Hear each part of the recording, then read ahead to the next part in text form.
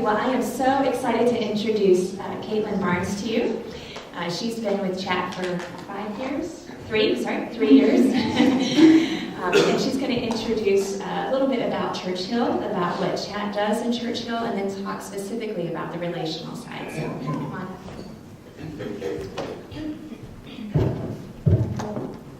All right, good morning. Thank you so much for having me. Can everyone hear me?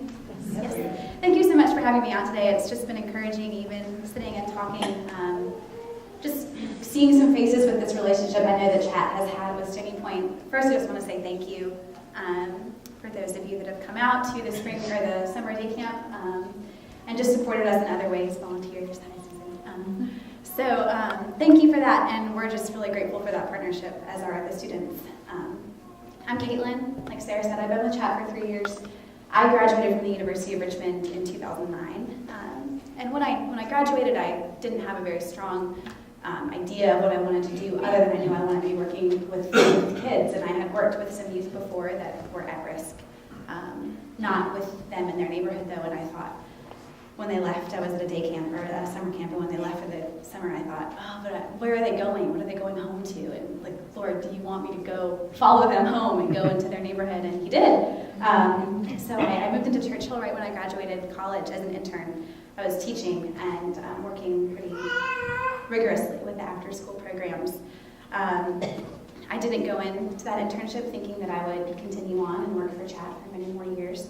But that's what the Lord had in store for me. So I've been there for 3 years. I'm currently Chat's Communications and Development Director, which means a lot of different things. I'm more on the administrative side now, but as you'll see, no administrator in Chat is just administrative. I also am blessed to be able to continue being involved with after-school programs with kids on close to a daily basis. So as I was thinking about how I wanted to present Churchill and Chat to you all, I thought one of the best ways to do that is to just go back to the beginning, to how Chat got started, because that story of Chat's beginnings, I think, really informs the character and the nature of what we do.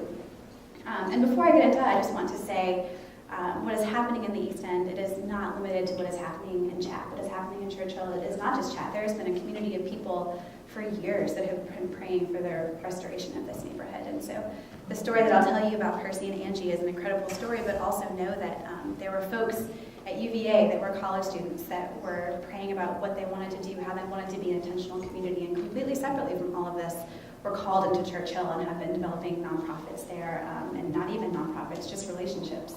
And relationship really is the thread that sort of ties this whole thing together, just a desire to enter into authentic relationship with the poor and with people that are different from us. So in the year 2000, Percy and Angie Strickland were living in the West End, and Percy was the university leader at the University of Richmond.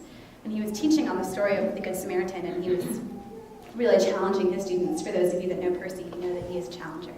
And so he said, this is a story about being a good neighbor. Do you even know your neighbors? Do you even know the people that live around you? And these smart aleck college students said, well, do you, Percy? Do you know your neighbors? He was really convicted in that moment because he realized that he didn't. So he went home and he was living in an apartment complex in the West End and just started knocking on doors of the people in that apartment complex, and they weren't really excited about that.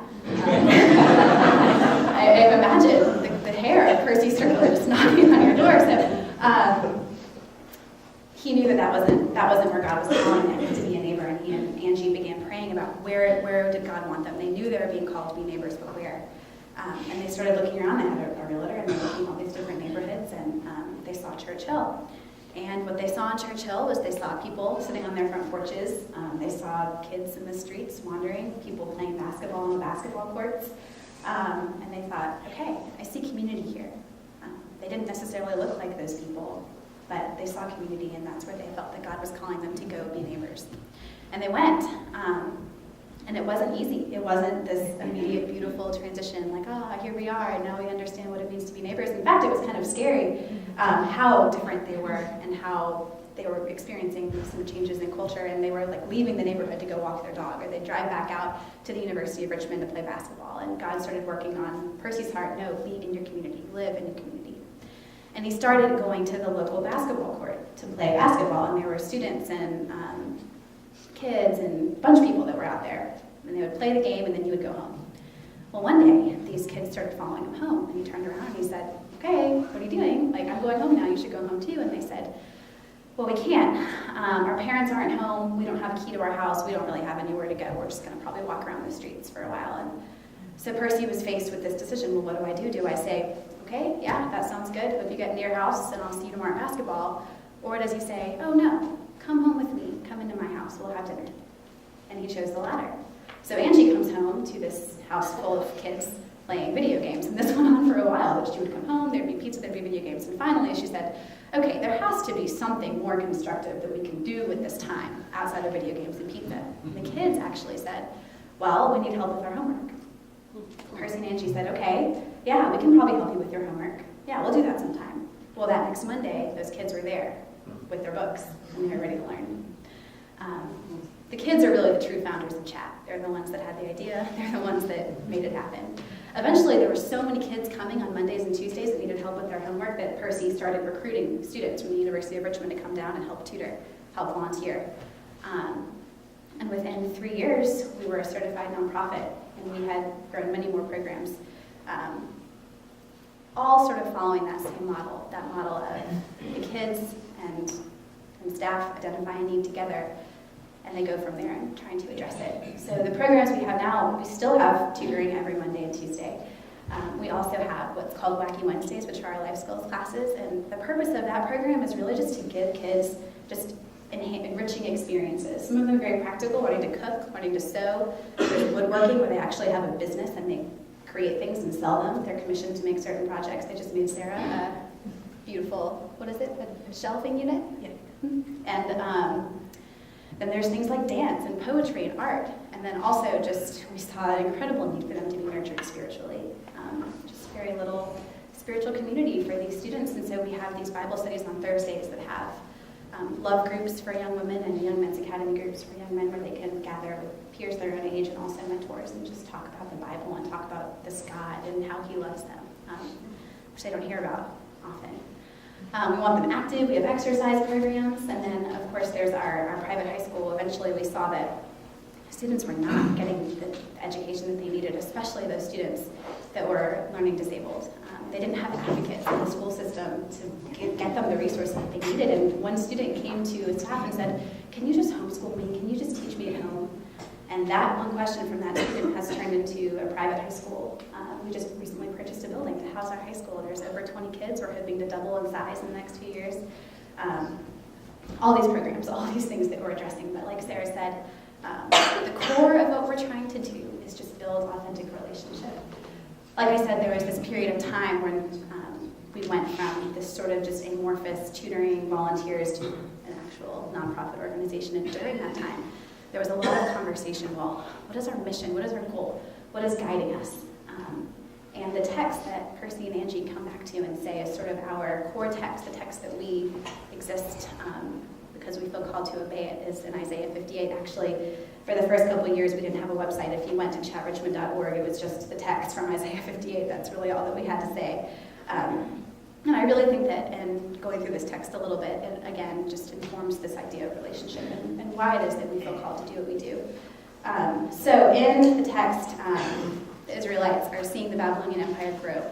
They're becoming afraid, and they're thinking, they're basically on the brink of exile. And so they start to fast and pray to God and ask for him to deliver them from their distress, but nothing's happening. And they basically go to God and they say, why? Like, why aren't you answering my prayer? They say, why have we fasted and you see it not? Why have we humbled ourselves and you take no knowledge of it? And the Lord answers them and he says, well, I didn't ask you to fast.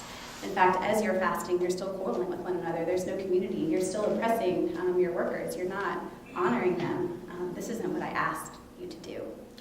And so in verse 7, we see what the Lord challenges them, what he calls them to do, what he says, this is what I've called you to do if you want me to hear you. He says, is this not the fast that I choose? To loose the bonds of wickedness, to undo the straps of the yoke, to let the oppressed go free, and to break every yoke. Is it not to share your bread with the hungry, and to bring the homeless poor into your house? When you see the naked, to cover him, and not to hide yourself from your own flesh. In that first verse, in verse 6, it says, loose the bonds of wickedness and undo the straps of the yoke. It's these very just large, sort of intimidating, overwhelming, just big scale things to break the yoke, to break the yokes that cause injustice. And I mean, you read that and it's very overwhelming to me to think, well, how are we supposed to do that? But then you go into verse 7 and you see this is where relationship comes in. It says, is it not to share your bread with the hungry, to bring the homeless poor into your house, when you see the naked to cover them, and not to hide yourself from your own flesh?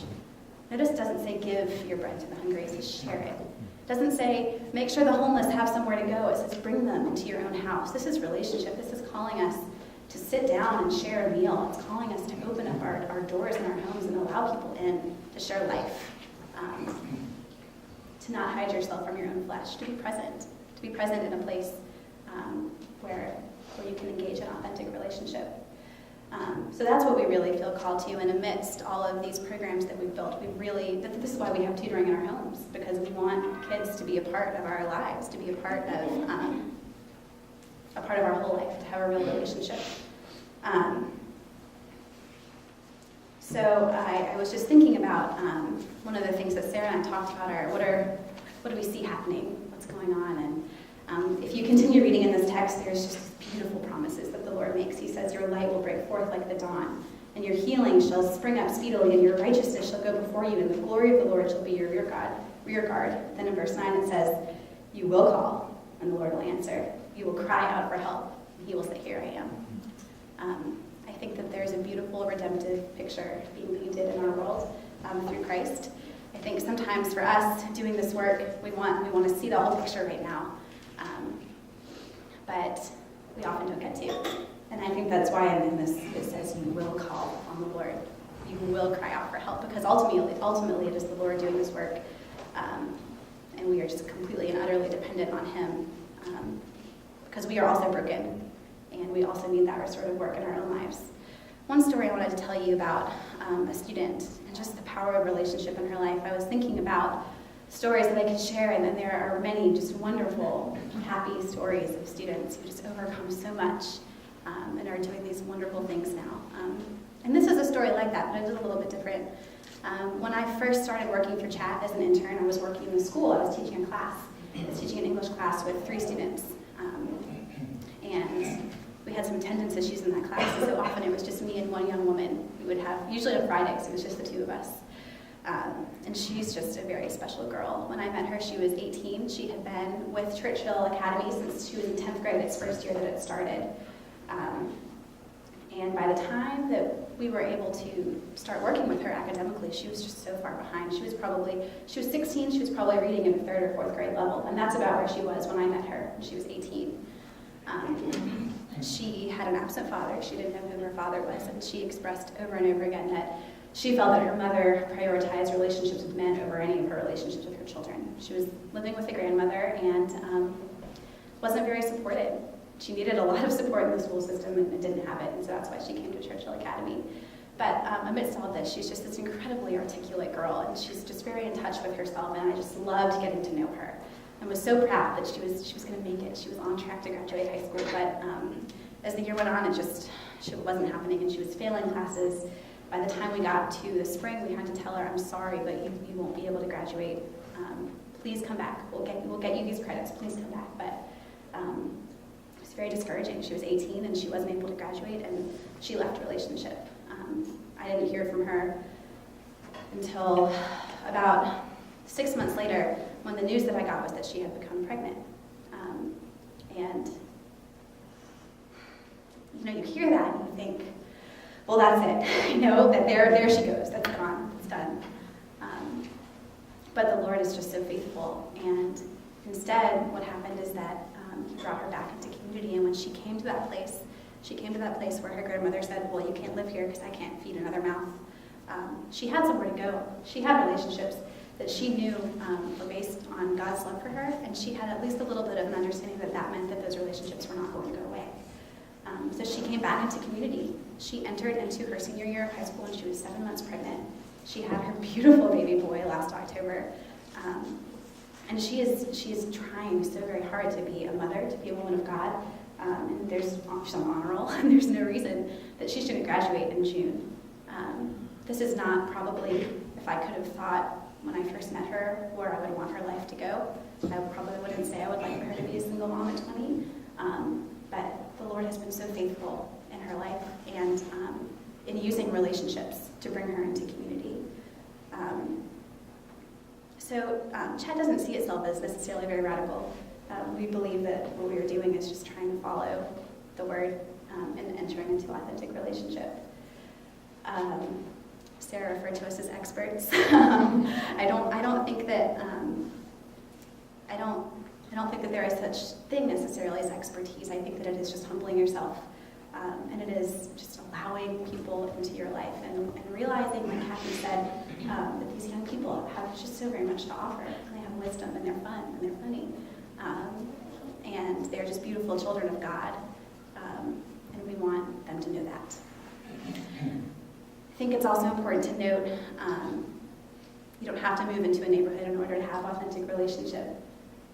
And I just wanted to share a little bit about just the incredible power that I've seen in just obedient hearts coming in and just forming relationship, and just tutors I think in particular that I've seen that are just faithful, and it's amazing. It is amazing to see how an interaction that takes place once a week for an hour and a half, that empowers a child.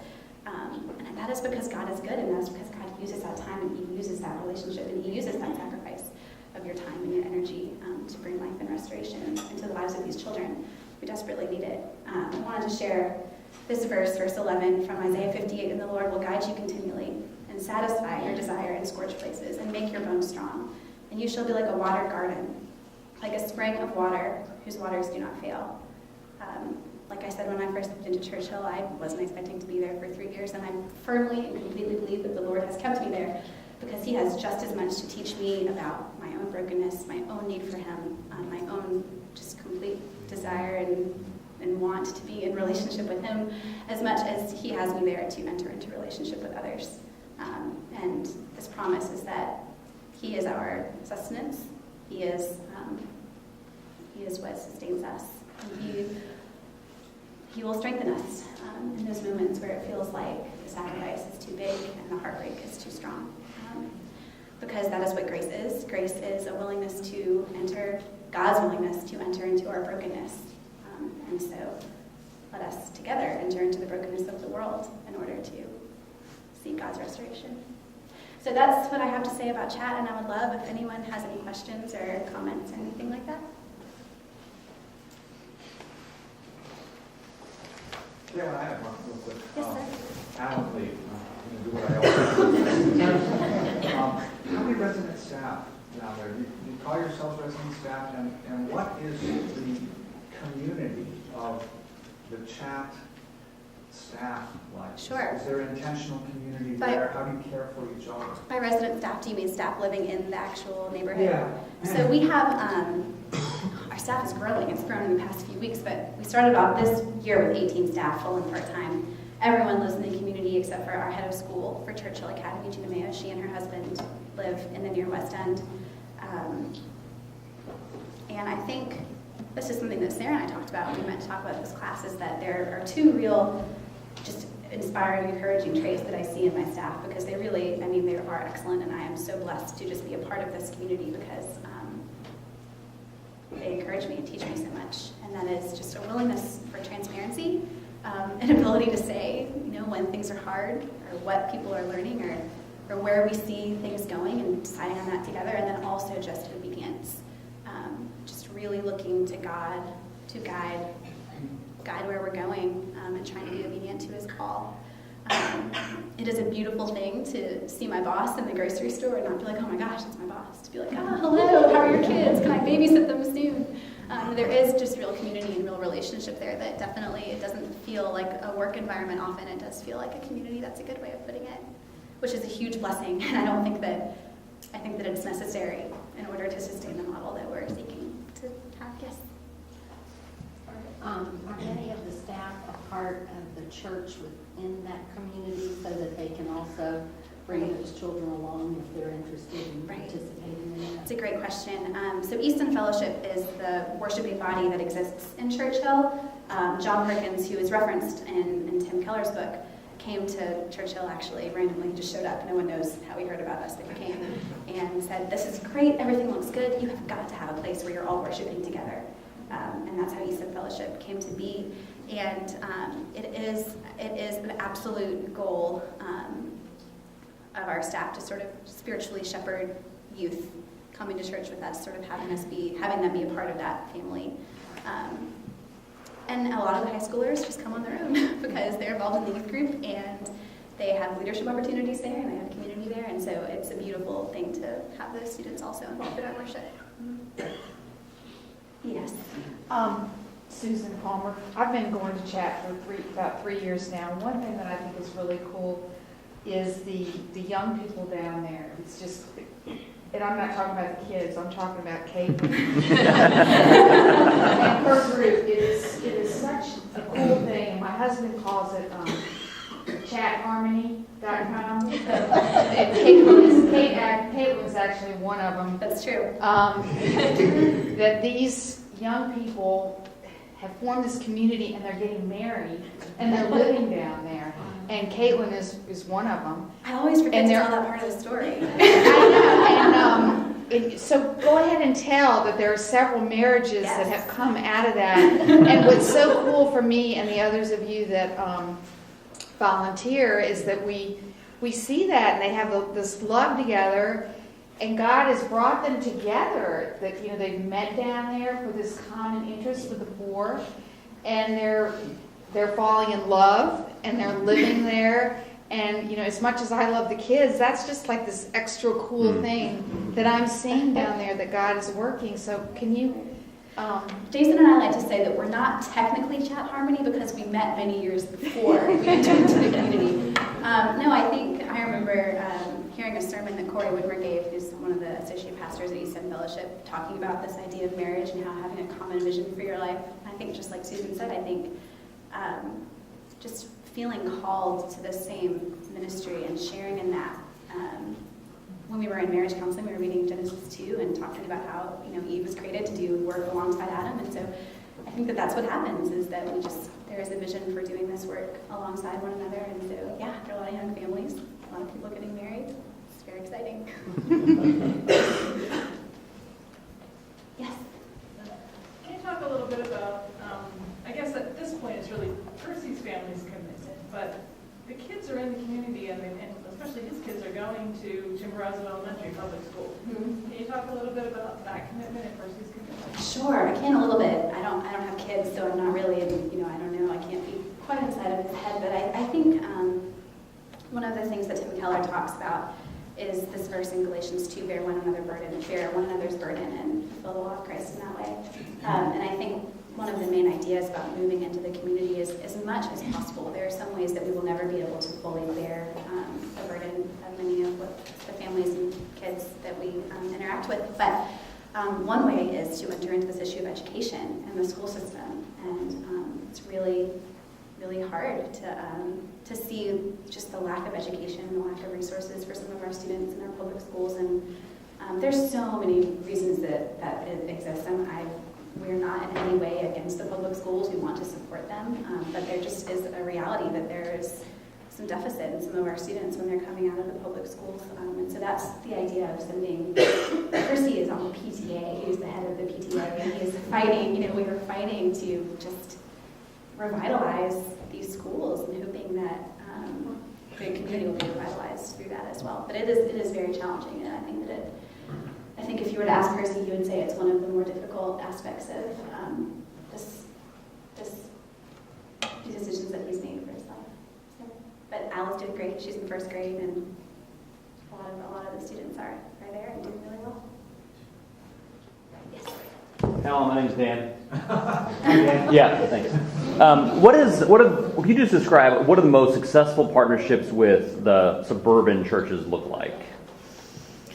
Oh man, I think. And what doesn't work? Give us both sides of that. Well, I don't think it's necessarily a question of what works and what doesn't work. I think it's more a question of where is authentic relationship happening.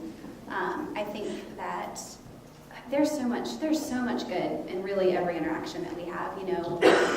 Groups that just come down one time. Our students love that. Like they love there's something so valuable about them just like seeing an example of what life is outside of the community, where people have jobs and careers and an education. You have to understand that in our neighborhood, I think something like 15% of the people in our neighborhood have a bachelor's degree, and I mean, a lot of that percentage is probably made up by people like me that live there. It's just there's not a lot of healthy marriages or happy family units, and so for them to just see that, and know that that is valuable.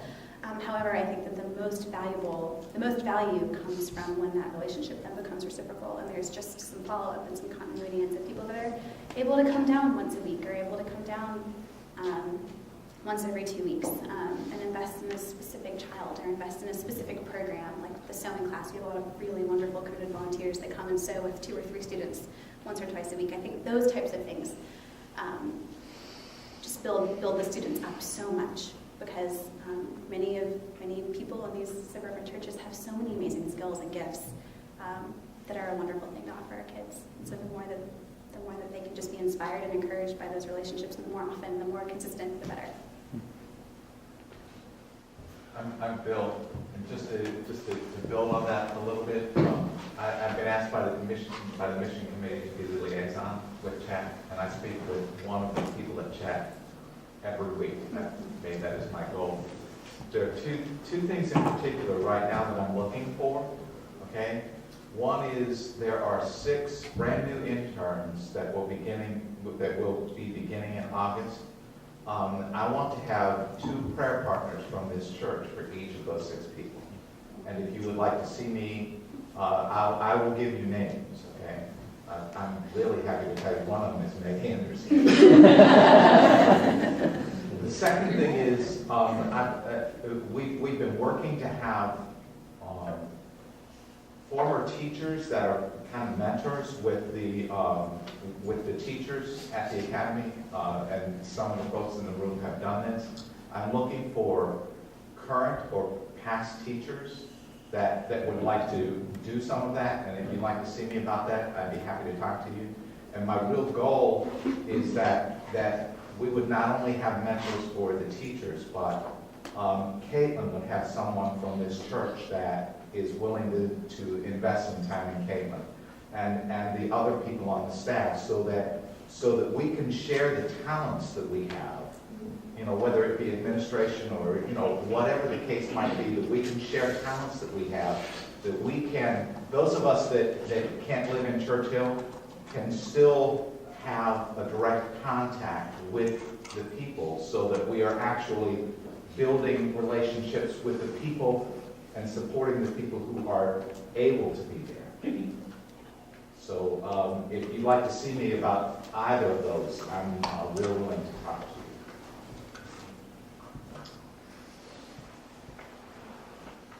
Any other questions? Yes, sir. You do some work with basic literacy. Absolutely. Could you describe some of the methods that you use?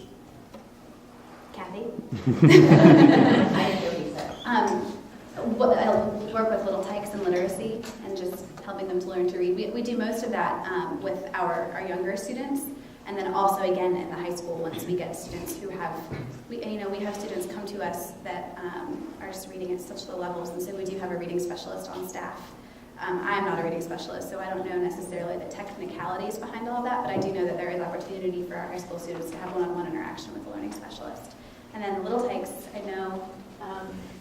With the little tykes, one of the things that we've done is we've done some testing as well to see where they are when they come in, and I think that's the burden that's been on my heart, is that they come in and they don't even know their basic alphabet and things like that, because they move so often and things. So that's one of the things that I want to do when we get there, is to do like homework help, is to actually help them. They don't have those resources particularly. They can't stay after school. They get either moved to different schools and things like that, and they just really need that one-on-one. And when you can give them that one-on-one, then they can begin to access what they don't think they know. There's a lot that they do know, but they just don't know how to do it to keep that consistency going. And I think that's real important, and that's why we have a wonderful team from Stony Point that comes down to tutor with these kids, and it really makes a difference. Mm-hmm. But there's so much more that's needed to go into the schools and things like that. So hopefully that's something that I'm going to be able to do. So, yeah. One of the things that I've been able to see, I've been down there for 3 years in Little Tykes. So they start at 5 years old to 8 years old. So I have seen the 5-year-old turn into 8-year-olds. And we've got Linda, who's a teacher, and Joyce Francis, and, well, Victoria's in our group too, and Kathy. They're teachers. Well, this year, some of the kids came in, I think 3 of them in our group came in and said, we made an honor roll. And, you know, we've been blessed to see. Those kids could not read or didn't know their letters, and to see them develop over the 3 years has been amazing. And you just can't believe how much it gives you to see. That, and for them to come in and to say, Miss Susan, I made an honor roll. First thing they said, wow, what a difference between the kids that came in cowering and didn't want to participate at all. Very, very exciting and are interested in being blessed that way. A question about Lisa Allen. Have you all partnered at all with Friends Association or with the Head Start programs or the pre-K programs that are in the area in terms of just building partnerships with the other activities that are in that area? That's one question. We do have a lot of partner organizations, but as of right now, not necessarily those particular programs that you just mentioned. Mm-hmm. There's a lot of difficulty that we've had, just really in terms of communicating with what's going on in the public school. It's just they have a lot going on, sort of on their own, and so that just hasn't. I think that's a great initiative for the future. I'm Keith Boswell. Everybody's been there. Tell us a little bit about the geography of Churchill. I mean, we talked in theory. Sure. Tell us about the lighthouse and the twin spot and any other things. Great. So, if you take Broad Street all the way east, you end up in Churchill. Around 18th Street, the hill goes up, and you're there. If you turn right and you go south, you're in South Churchill, which are these absolutely beautiful homes. If you turn left, the farther left you go, the closer you get to the housing projects, and just the more rundown everything becomes. The housing projects I mentioned sort of encircle the entire neighborhood. So you have Mosby Court, Wickham Court, Fairfield Court, and Creighton Court, all just on the outskirts. We try to have a tutoring site sort of in each corner of the neighborhood. It's from 18th Street over to 38th Street, and then maybe 10 or 11, maybe closer to 15 blocks north is this square of the neighborhood where we are. Right now we have 5 tutoring sites, and they're sort of interspersed in different pockets of the neighborhood. One is in sort of the, I don't know how specific you want me to get, but there are 5 and they're all scattered all around, and absolutely have a desire to grow, because our vision would be that students be able to walk out of their house, walk to a tutoring site that's nearby. And so that's the 20 spot where this group of ladies has been serving for many years. That's a great example of that type of spot where we opened up right over by Fairfield Court, kind of right nestled in between Fairfield and Mosby. And we don't do any transportation. All those students are able to walk. We still have a couple other sites where we're busing kids from different areas of the neighborhood, but that's why we're hoping to go so that there's. And it really is, we call this house the Lighthouse, just as where our main office is. It's our biggest tutoring site, and it's sort of in the southeast corner of the neighborhood. And it truly is a light. Like, that is what it is. You're in this neighborhood where there's just a lot of shady practices happening, and you see this backyard full of kids playing basketball and playing with one another. So it's pretty cool. Just to tag on to that, April the 14th, I believe is the day we settled on. Yes. Anyone who would like to go to Chat, they are willing to put us on one of their buses and drive us around the neighborhood and show us where these different tutoring sites are, and also to let us go into Churchill Academy and different places and pray. So April 14th, I don't have the exact time yet, it'll probably be mid-afternoon. Just keep that in mind. Next week I'll have a sign-up sheet if you plan to go, so we can let them know about the numbers and they can plan how many buses to have available. So sorry to interrupt, but no, that's great. Also, Sue, where are you? Sue, would you stand up real quick and talk about what Stony Point's going to do this summer? Sure. starting points out a relationship with the summer thing. I was just talking to Caitlin. I think I met her first intern year there. But we will be going down, taking a group down the 24th of June to the 28th, I think it is, Sunday to Thursday.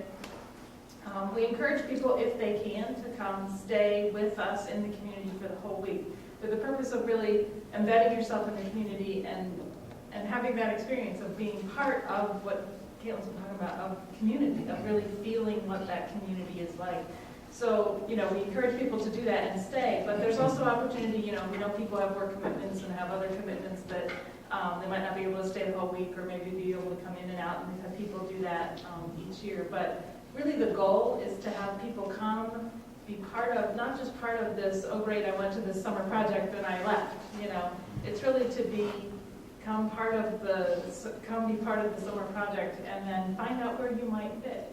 Find out if there's a place that you fit in this ministry that you could start developing those relationships. We've had several people from the last 3 years that have done that have either ended up tutoring, weekly. Karen Holland goes down and does the sewing thing weekly. So, we've had people that have kind of, it's been a springboard for those relationships. So if you're at all interested, we'd love to have you as part of the group and just be kind of part of that community for just even a short amount of time so you know what it's all about, and then can kind of pray about what your role might be, whether it's there or whether it, God's calling you to a similar ministry somewhere else. I'll go over here. I'm Patsy Ledford. This is my husband Joel, and I just wanted to sort of give a quick multi-year testimonial of the effect that chat has had on a family that Joel and I, starting about 8 years ago through the STEP program in Gilpin Court, became very close to. The family was living in Gilpin Court at the time, and a few years later we helped them move to Church Hill. And at about the same time, due to a job change and some increasing family responsibilities we weren't able to invest as much in this family. By the way, the family consisted of 8 to at times 10 grandchildren, all being raised by their sick grandmother, Marion Wilson, amazing woman of faith. But we were both very, very concerned because we didn't know what was going to happen to this family. I mean, their circumstances in Church Hill were a bit better than where they lived north side, where they were surrounded by, literally on either side across the street, drug houses. And they were in a better block near the cemetery. I think Caitlin knows, in Church Hill. But we tried to there's a little church actually almost literally across the street from their house. I met with a couple people from the church, heads of a couple committees, and tried to tell them about this family and give them a vision for reaching out to this family. And basically nothing happened. Some of our friends were able to help us off and on, but nothing consistent. And my vision was to have a one-on-one match for each child, a tutor. And we prayed, and I cried, and I just despaired what was going to happen to this family. 10 children, 5 oldest girls, and one very bright, especially boy, Patrick, but who would help them, since we really weren't able to anymore. And then we found out about chat. And I put a message on the website one afternoon. Murray Withrow called me back within about 2 hours. He said, I'd really like to meet this family. I said, great, when? He said, how about tonight? So we met him at the Wilson's house, introduced him to Marianne and the kids, and the rest is history. I mean, this family has just blossomed. I mean, it was just incredible. Every time we've been over there since then, the last few years, the kids have been going to a chat program, coming home from a chat program, telling us about what they're doing. They've been involved in the woodworking programs, the cooking, the sewing. I mean, every one of those children has just blossomed. And I know 2 or 3 of them, at least now, they have a vision for college, which is just fantastic. So, I mean, and I was just telling Caitlin earlier, it's just amazing. The 5 oldest are girls, and the oldest now is 17, I think about to turn 18. And nobody has gotten pregnant. Nobody's on drugs. Nobody's dropped out of school. Most of them are in the Chat Academy now. And it's just literally been a godsend. I mean, changing a whole generation of this family. Yeah, And I think it's important to mention that really is our ultimate vision, that we want these youth that we're pouring into, that God is changing their lives. We want them to grow up and be leaders, and we want them to kind of take us out of the job, and we want them to be the ones fighting for restoration in their neighborhood, and that's a great example of young people who I hope. Ed Bowman, I was just wondering, do you have youth that come up through the academy that come back and actually work with the academy? So far, we have our sort of oldest grad is Essence Brown, and she's in her second year at J. Sargent Reynolds. So she's not quite old enough to come back and teach high school, but we have seen her. She was a summer intern last year with Chat. She worked with 13 other college students around the country, being a counselor at our day camp and just walking these young girls through their summer. It was a really incredibly beautiful thing to see, and she also helps teach dance, which is really great. That's a gift of hers. And so we are starting to see young people take on leadership outside of sort of once they're out of the Chat program, they want to come back and be leaders. One thing that I think is really neat is the Street Leader program. Can you talk about that for a second? So like I said, we have this vision of these students becoming leaders in their own neighborhood, and one way that we want to train them and prepare them through that is giving them a job. So we hire, usually in the school year it's around 6 or 7, and then over the summer it grows. But these are high school students that go through a very rigorous interview and application process and then are actually employed by Chat. And they do a lot of setup and cleanup for tutoring. They work various events. They help out with the Wacky Wednesday programs. They actually tutor young students, and also they're able to take a leadership class that Maria Withrow teaches, and they have a lot of great opportunities to attend conferences, some of them missions trips. We sent a young woman to Haiti last fall with her mentor, and just really want to equip these young people with just skills and confidence. That's huge. It's just giving them confidence to know that they can be leaders, and experiences that will allow them to just thrive and blossom and grow and change their community.